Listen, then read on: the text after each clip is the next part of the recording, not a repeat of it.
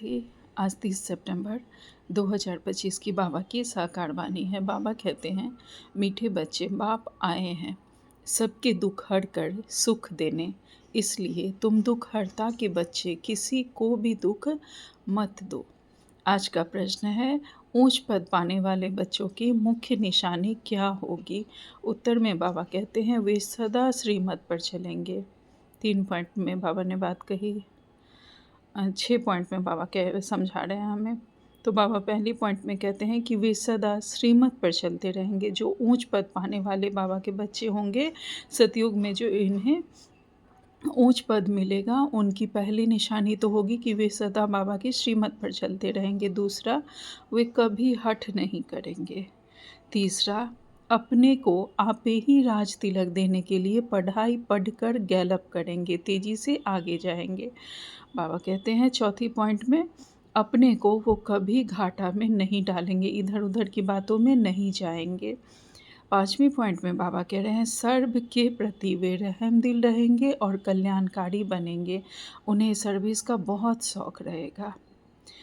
6ठी point में बाबा कहते हैं, कोई भी तुच्छ काम बाबा के ऐसे बच्चे नहीं करेंगे, कभी भी लड़ेंगे झगड़ेंगे नहीं। आज का गीत है, तूने रात गवाई सो के। ओम शांति। रूहानी बच्चे रूहानी बाप के सामने बैठे हैं। अब इस भाषा को तो तुम बच्चे ही समझते हो और नया कोई तो समझ न सके। हे रूहानी बच्चे, ऐसे कभी कोई कह ना सके, कहने आएगा ही नहीं। लौकिक में तो कोई ऐसे नहीं कहेंगे। बाबा कहते हैं, तुम जानते हो हम रूहानी बाप के सामने बैठे हैं, जिस बाप को यथार्थ रीति कोई भी जानते नहीं। भल अपने को भाई भाई भी समझते हैं, हम सब आत्माएं हैं, बाप एक है, परंतु यथार्थ रीति नहीं जानते। जब तक सम्मुख आकर समझे नहीं, तब तक समझे भी कैसे। बाबा जब तक सम्मुख नहीं आते हैं, तब तक हम नहीं समझते। तो बाबा कहते हैं, तुम भी जब सम्मुख आते हो तब समझते हो।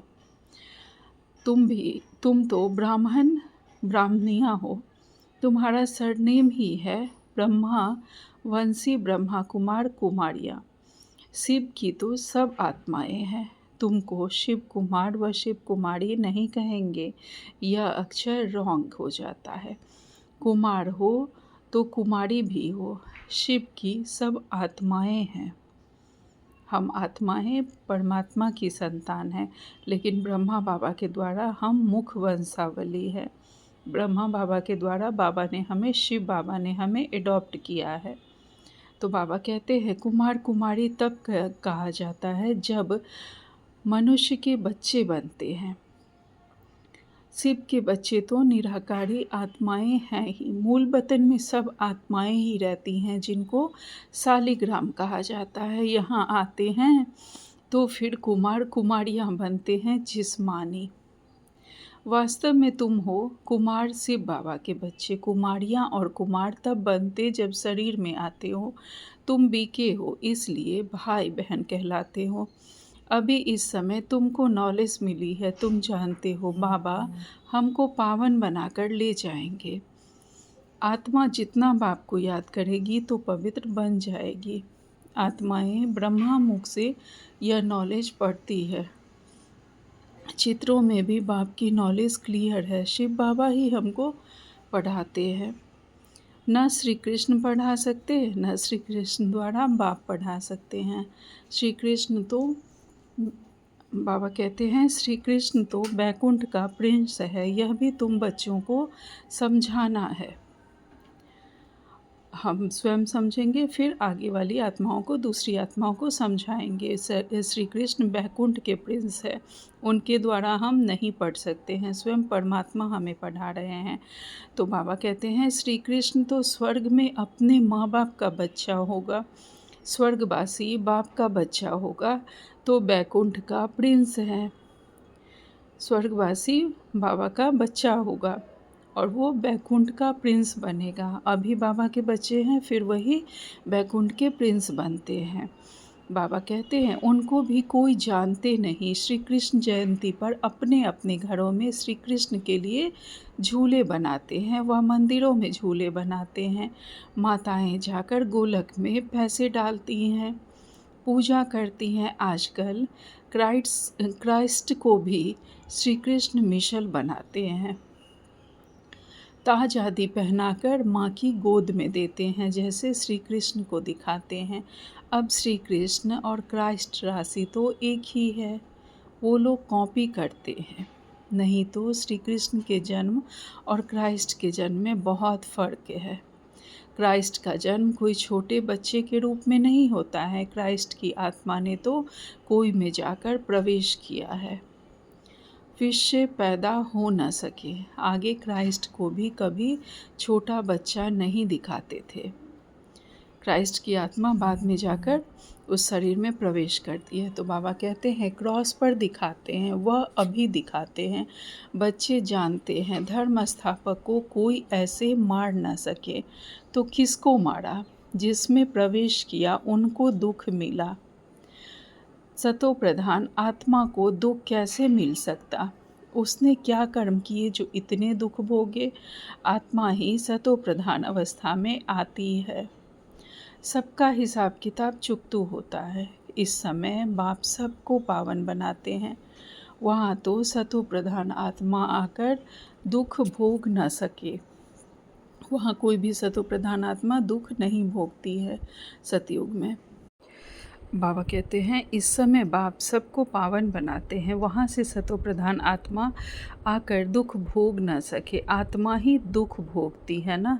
आत्मा शरीर में है तो दुख होता है। मुझे दर्द है, यह किसने कहा? इस शरीर में कोई रहने वाला है। वह कहते हैं परमात्मा अंदर है, तो ऐसे थोड़े ही कहेंगे हमको दुख है। परमात्मा अगर अंदर है, कहते हैं ना सभी आत्मा में परमात्मा है, तो दुख थोड़े ही होगा। तब बाबा कहते हैं सर में आत्मा विराजमान है तो परमात्मा कैसे दुख भोगेगा?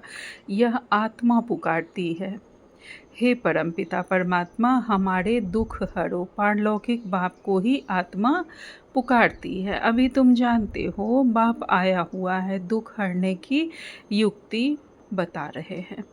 आत्मा शरीर के साथ he ever healthy ever wealthy बनती है। मूल वतन में तो हेल्दी वेल्दी नहीं कहेंगे। वहाँ कोई सृष्टि थोड़े ही है, वहाँ तो है ही शांति। शांति स्वधर्म में टिके हुए है। अभी बाप आए हैं सबके दुख हरकर सुख देने। तो बाप तो बच्चों को भी कहते हैं तुम मेरे बने हो। किसको दुख नहीं देना, यह लड़ाई का मैदान है, परंतु गुप्त वह है प्रत्यक्ष। यह जो गायन है युद्ध के मैदान में जो मरेंगे वह स्वर्ग में जाएंगे, उसका अर्थ भी समझाना पड़े। इस लड़ाई का महत्व देखो कितना है। बच्चे जानते हैं उस लड़ाई में मरने से कोई स्वर्ग में जा न सके, परंतु गीता में भगवान उवाच है, उसको मानेंगे तो सही ना। भगवान ने किसको कहा? उस लड़ाई वालों को कहा या तुमको कहा? गीता का जो ज्ञान है तो भगवान ने किसको कहा? और गीता में जो भगवान ने कहा है वह मानेंगे तभी तो बाबा कहते हैं कि उस गीता में भले भगवान व श्री कृष्ण का नाम डाल दिया है, लेकिन हम बाबा के बच्चे तो जानते हैं ना कि यह ज्ञान बाबा का दिया हुआ है। तो बाबा कहते हैं भगवान ने किसको कहा? उस लड़ाई वालों को कहा या तुमको कहा? दोनों को कहा। उन्हों को भी समझाया जाता है, अपने को आत्मा समझ बाप को याद करो, यह सर्विस भी करनी है। अब तुम स्वर्ग में अगर जाना चाहते हो तो पुरुषार्थ करो। लड़ाई में तो सब धर्म वाले हैं, सिख भी हैं, वो तो सिख धर्म में ही जाएंगे। जो सिख धर्म वाले होंगे, बाबा कहते हैं स्वर्ग में तो तब आ सकेंगे जब तुम ब्राह्मणों से आकर ज्ञान लेंगे, तभी वो सिख धर्म वाले स्वर्ग में आ सकेंगे। बाबा कहते हैं जैसे बाबा के पास आते हैं तो बाबा समझाते हैं तुम लड़ाई करते शिव बाबा की याद में रहेंगे तो स्वर्ग में आ जाएंगे। बाकी ऐसे नहीं कि स्वर्ग में राजा बनेंगे, नहीं, जास्ती उन्हों को समझा नहीं सकते। उनको थोड़ा ही ज्ञान समझाया जाता है। लड़ाई में अपने इष्ट देवता को याद जरूर रखते हैं। सिख होगा तो गुरु गोविंद की जय कहेंगे। ऐसा कोई नहीं जो अपने को आत्मा समझ परमात्मा को याद करे। बाकी हाँ, जो बाप का परिचय लेंगे वो स्वर्ग में आ जाएंगे। सबका बाप तो एक ही है, पतित पावन। वह पतितों को कहते हैं मुझे याद करने से तुम्हारे पाप कट जाएंगे, और मैं जो सुखधाम स्थापन करता हूँ उसमें तुम आ जाएंगे। लड़ाई में भी शिव बाबा को याद करेंगे तो स्वर्ग में आ जाएंगे। उस युद्ध के मैदान की बात और है, यहाँ और है। बाप कहते हैं ज्ञान का विनाश नहीं होता है। शिव बाबा के बच्चे तो सब हैं। अब शिव बाबा कहते हैं माँ में कम याद करने से तुम मेरे पास आ जाएंगे मुक्ति धाम। फिर जो ज्ञान सिखाया जाता है वह पढ़ेंगे तो स्वर्ग की रजाई मिल जाएगी। कितना सहज है, स्वर्ग में जाने का रास्ता सेकंड में मिल जाता है। हम आत्मा बाप को याद करती हैं। लड़ाई के मैदान में तो खुशी से जाना है। कर्म तो करना ही है।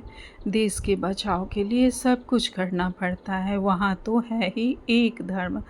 मतभेद की तो कोई बात नहीं। यहाँ कितना मतभेद है, पानी पर, ज़मीन पर झगड़ा होते रहता है। पानी बंद कर देते हैं तो पत्थर मारने लग पड़ते हैं। एक दो को अनाज नहीं देते तो झगड़ा हो जाता है। तुम बच्चे जानते हो हम अपना स्वराज्य स्थापन कर रहे हैं। पढ़ाई से हम राज्य पाते हैं। नई दुनिया जरूर स्थापन होनी है। नूंद है तो कितनी खुशी होनी चाहिए। बाबा कहते हैं, बाबा आगे कह रहे हैं,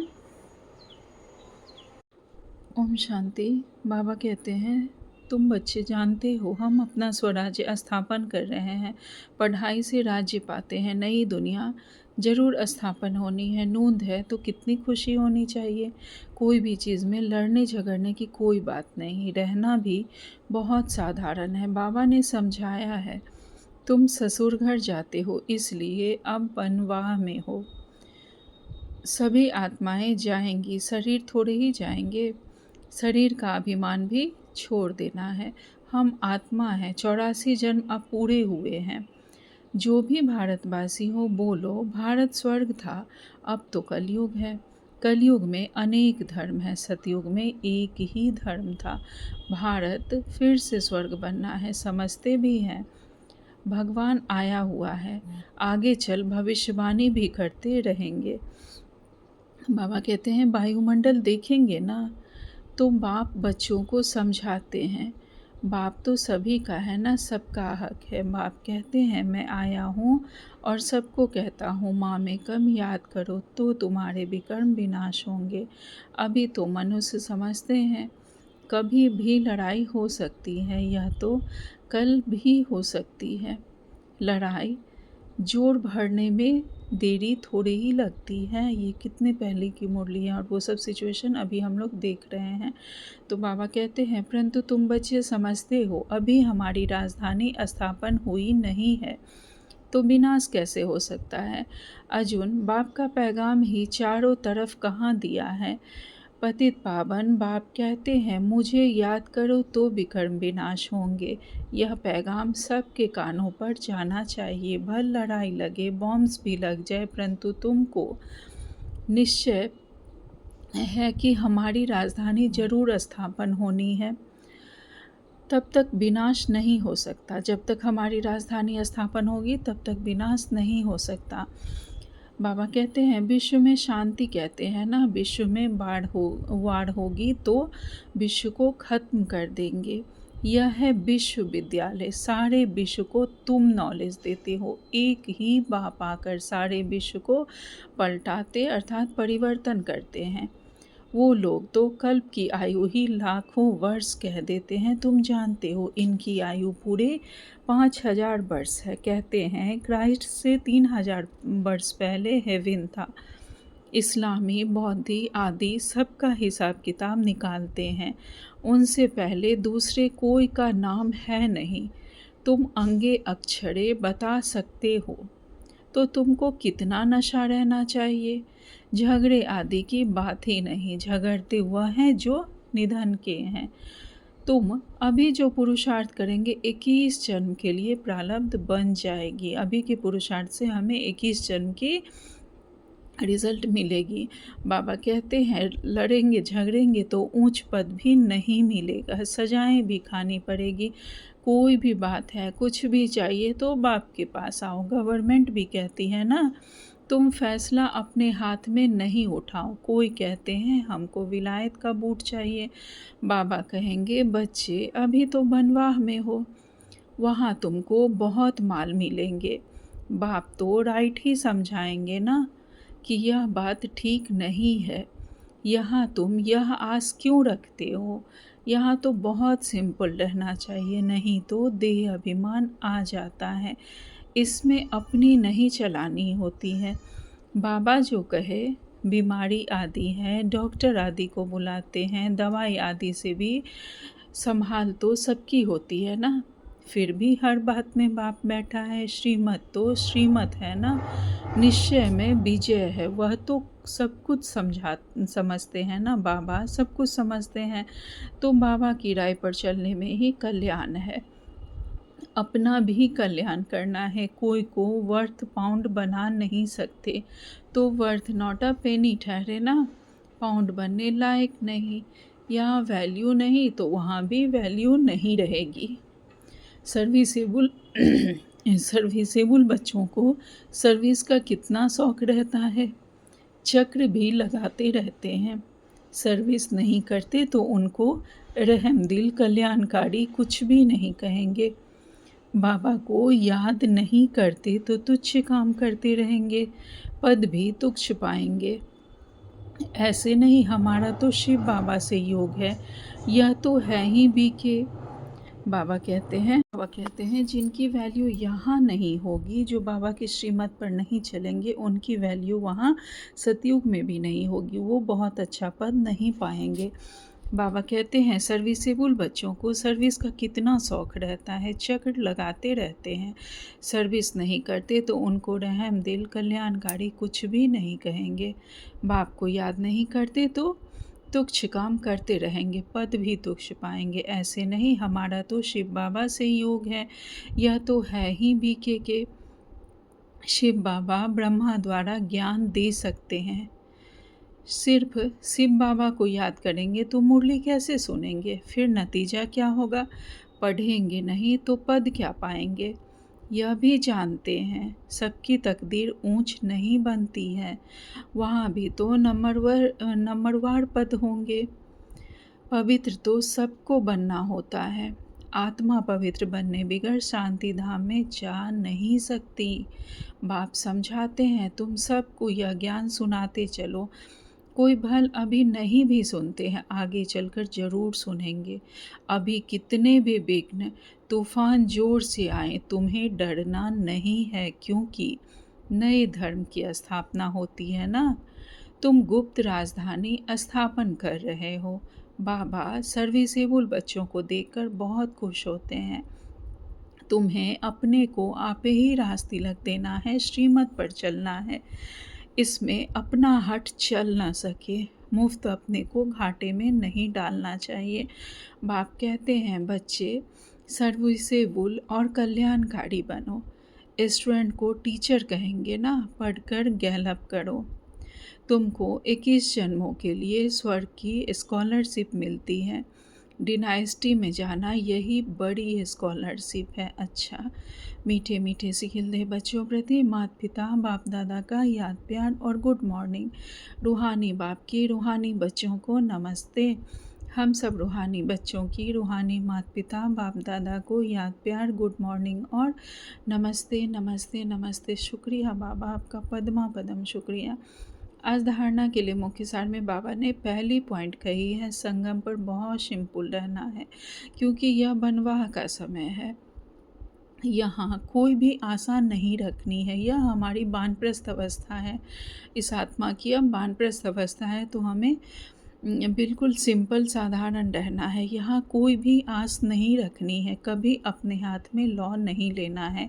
चाहे कोई भी बात हो, अपने हाथ में कोई भी लॉ नहीं लेना है, लड़ना झगड़ना नहीं है। दूसरी पॉइंट में बाबा कहते हैं विनाश से पहले नई राजधानी स्थापन करने के लिए सबको बाबा का पैगाम देना है कि बाप कहते हैं मुझे याद करो तो भी कर्म विनाश हो और तुम पावन बनो।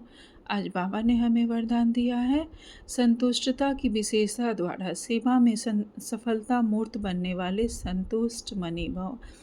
विस्तार में बाबा कहते हैं सेवा का विशेष गुण संतुष्टता है। यदि नाम सेवा हो और स्वयं भी डिस्टर्ब हो, दूसरों को भी डिस्टर्ब करे, तो ऐसी सेवा न करना अच्छा है। अगर स्वयं ही किसी बात से संतुष्ट नहीं है, डिस्टर्ब है, अंदर में हलचल चल रही है, तो बाबा कहते हैं सेवा ना ही करो तो ज़्यादा अच्छा है। तो बाबा कहते हैं जहाँ स्वयं के प्रति और संपर्क वालों से संतुष्टता नहीं, वह सेवा न स्वयं को फल की प्राप्ति कराती है, न दूसरों को।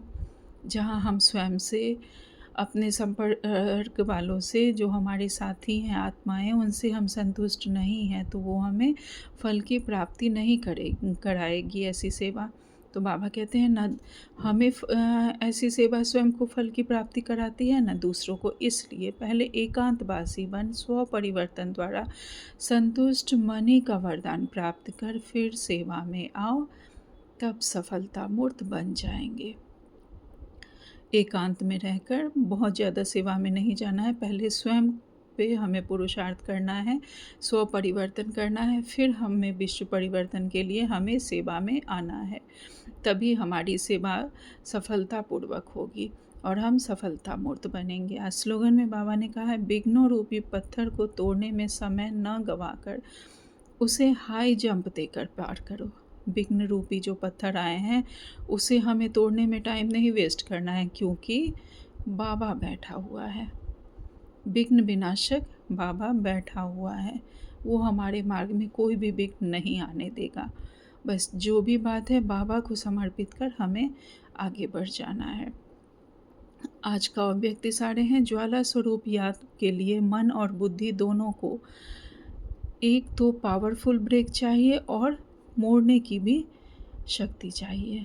हमारी मन बुद्धि एक तो पावरफुल ब्रेक उसमें लगा सके और दूसरा उसको मोल्ड करने की भी हमारे अंदर शक्ति हो।